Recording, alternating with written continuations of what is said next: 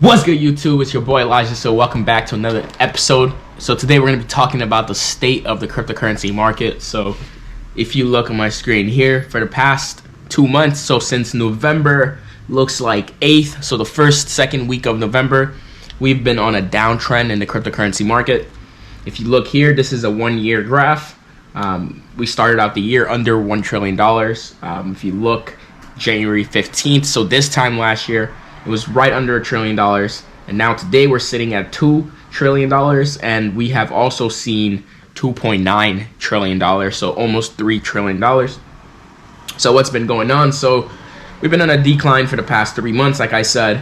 But what's happening? What's the market looking like right now? Bitcoin slipped to the 30,000s, which is really interesting. Ethereum dropped under 4K. Solana here went from all-time high of $260 to $140, and a lot of other things as well have been seen, a lot of different things. So just to kind of go through different news and kind of talk about what these cryptocurrencies are doing and where they're headed in the next at least year, possibly. So we know Bitcoin here is now starting to be accepted by a lot of different countries now, actually. Rio de Janeiro, I know I butchered that, but it's in Brazil. The mayor of the city is now allocating 1% of the city's money to Bitcoin, and also going to be, I believe, given discounts on taxes for Bitcoin. Don't quote me on that, but regardless of the case, it's getting more acceptance and tolerance from governments throughout the world. And I think that's super cool because the people, I don't know, man, it's really cool that the country is giving the people a chance to create their own economy, if that makes sense. So Ethereum, on the other hand, what's been going on there? Lots of stuff. Ethereum's been powering a lot of different things that we've seen so far. There's been a lot of hype about metaverse. There's been a lot of hype about NFTs. And then in the background, we got the DeFi bros and gals out there. So there's a lot that's been going on because of Ethereum. So where is it headed now? Any cool stuff coming up? So a lot of things going on right now with Ethereum is mostly focused on scaling Ethereum. So a lot of people are focusing on the fact that Ethereum has super high gas fees, and transaction speed sometimes could be slow, but mostly focused on the gas fees. So a lot of people are trying to figure out how to scale Ethereum and make it more accessible for people. So we have layer 2 chains here. If you look at Polygon, Matic, it's layer 2 protocol that's basically takes Ethereum's transactions to a different network, so a sub network, and does whatever it needs to do. So there's a transfer of data going on there, and the argument now is is every data being transferred properly to Polygon chain or any other solution that's supposed to scale Ethereum? And that's Solana's argument here. So Solana is already a layer 1 that's super scalable on its own. It fires through fiber cables 0.4 milliseconds. So each transaction is happening at the speed of sound or light. As fast as fiber cables can send information across the world. So that's the argument there. So it's like Solana doesn't need all of these exposed data to other sub networks and all these different things. It's one composed platform or network. That's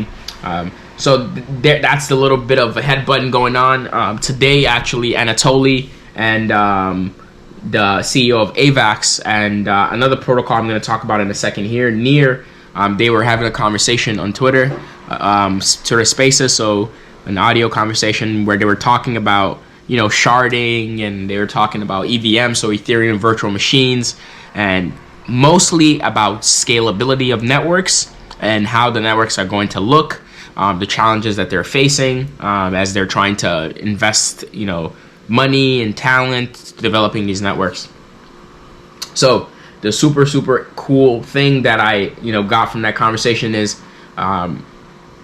cross-chain and chain agnostic is going to be a key. It didn't seem like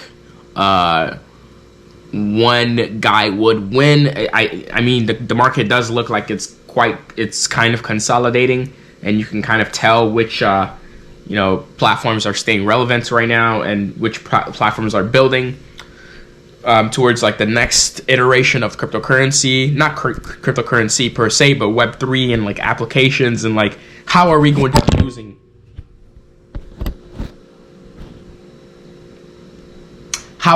be using cryptocurrency, and like what is the use case?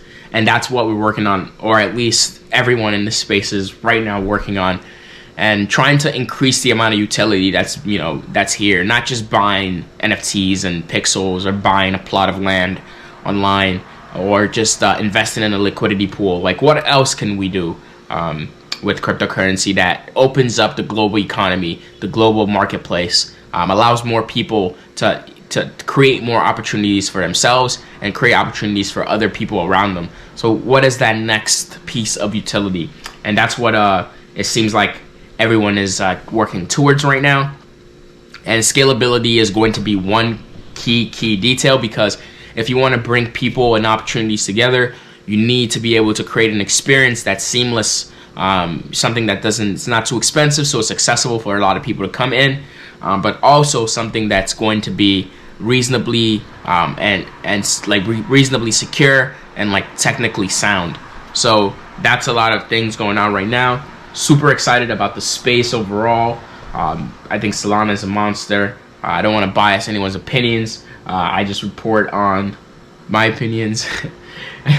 But I mean, Terra Luna has been on an absolute tear, especially being paired with Anchor Protocol here. If you don't know, I've made a few videos about Anchor Protocol. It's the craziest savings mechanism to date, a smart contract savings account that is essentially working to earn you yield, because you are locking your funds in the protocol in stable coins, actually. So basically a US dollar, and essentially you're borrowing a money market money, and because you're borrowing in the market money, you're getting paid back yields for the money that you borrow the market. But the beautiful thing about it is you can eject whenever you want to from the market, because it's a smart contract. You don't have to wait a certain amount of time, or 1 day or 2 days, whatever.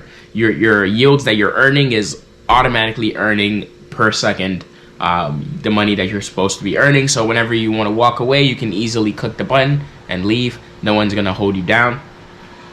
Amazing thing. The bank is not gonna say, oh, you can't withdraw money, because you are your own bank in the cryptocurrency space, at least with Anchor Protocol. So that one is exciting. It's bonded, or it's paired with Luna, because it's built on the Terra Luna network. So Terra is the stable coin. Luna is the cryptocurrency of the platform, Luna or Terra. So as you see here, bonded Luna, bonded ETH is what's being put as collateral in the market. So what else is going on here? Avalanche, amazing network. They're super cool. It seems like the vision of this is to build a space where anyone can enter and build, sort of like Ethereum in a sense, but like it feels more of an open playground for a lot of people to build in, because they're more accepting, more tolerant towards developers, especially developers looking to build, already familiar with like JavaScript and the basic, coding programming languages. So it's easy for developers to adapt that space and build on top of it and create, opportunities for people in that space. So that's super cool. Polygon again, a layer 2 chain, which is built on top of Ethereum. So it's entirely based on Ethereum, but Ethereum's network effect has been going bonkers, and now I'm pretty sure it's hit Moore's law, where the network is going to continue to grow over time. Chainlink, amazing when it comes to data and how they're managing that. Near protocol, I mentioned, just had a conversation with Anatoly from Solana, the CEO of Solana and CEO of AVAX. And it's one of the projects that recently just got invested in majorly. So they just received, I think, $150 million plus in investment. So their platform is pretty hype right now in this moment. $150 million fundraising round, near protocol. So that's pretty cool as well. So we can see, follow the money. Sometimes you follow the money. Sometimes, just there's something there. If someone is willing to invest $150 million, there's something there. So do your own research. I'm just here talking about stuff. UST, Terra UST, that's the stablecoin on Anchor Protocol. And, everything else is FTX. I'm sure you've seen FTX at this point everywhere. They own the Golden State Warriors arena now. If you go to NASCAR races, anything, FTX is mainstream now. Decentraland, this was one of the forefront runners of the metaverse.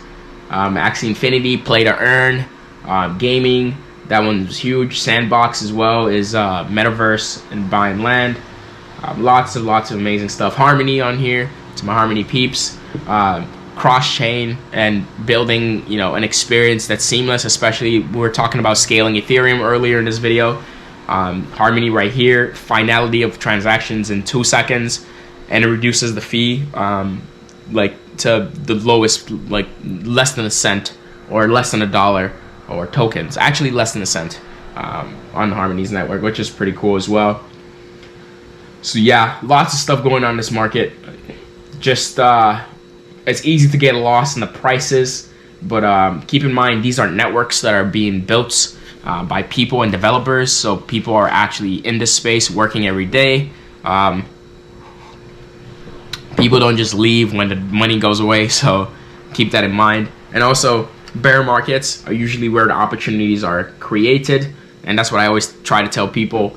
I'm not telling anyone here to invest at all. I'm just saying there's a lot of opportunity in this space for anybody, whether you're a developer, whether you're an investor, whether you're just curious, whether you are a free thinker and you're all about liberated economies. You're all about people, just creating a system where people can work and thrive without being, subject to bias in any format. So that's one thing I was talking about with a friend of mine. So you can work and earn in cryptocurrency based on the value that you provide to the network versus who you are as a person.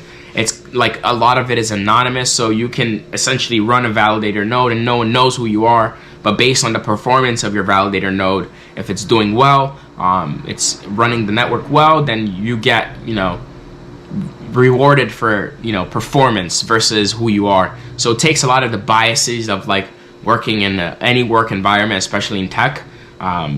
It takes all that away. So it's really cool, man.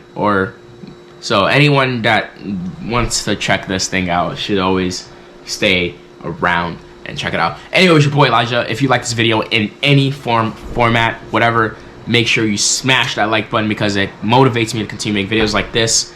And if you haven't subscribed yet, what are you doing? Make sure you go hit that like up, boom, boom, boom. But anyway, thank you again for watching this video, and I'll see you in the next one. Peace.